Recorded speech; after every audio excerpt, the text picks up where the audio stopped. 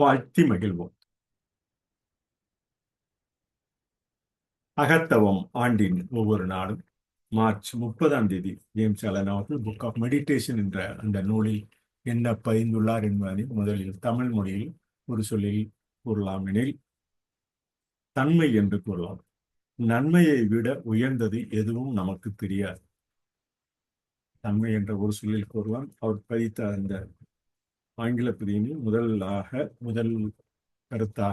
கருத்தாக்கமாக நன்மையை விட உயர்ந்தது எதுவும் நமக்கு தெரியாது. மனித குலத்தின் ஆசிரியர்கள் குறைவு. அப்படிப்பட்டவர் வராமல் 1000 ஆண்டுகள் கடந்து போகலாம். ஆனால் உண்மையான ஆசிரியர் தோன்றுகிறார்.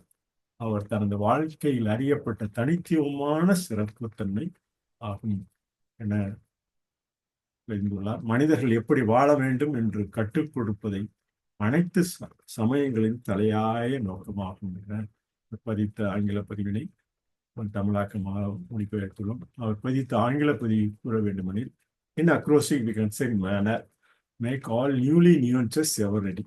We know nothing higher than goodness. The teachers of mankind are few.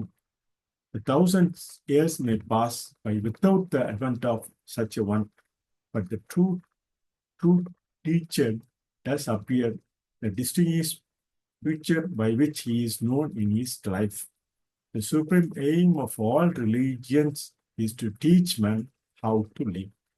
என ஆங்கிலத்தில் பிறந்ததை கூறி, ஒரு சொல்லில் அக்ரோஸ்டிக் என்ற ஆங்கில பரந்துரையாக manner, make all newly nuances everyday, Tamil மொழியில் தன்மை என்ற ஒரு சொல்லில் கூறி மார்ச் 30ஆம் தேதி அகத்தவம் ஆண்டின் ஒரு நாள் என்ற பதிவை நிறைவு செய்கிறோம்.